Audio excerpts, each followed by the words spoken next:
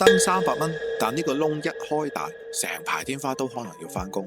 你睇下，一盞燈開孔75，一盞燈開孔55，A燈放入大窿，連彈簧都冇位置扣。好多人以為買細燈買錯換一盞就得，但你以為自己揀緊燈，其實你係定緊以後一個好難改變嘅窿。窿細仲可以開大，但係窿開大咗就好難再縮細。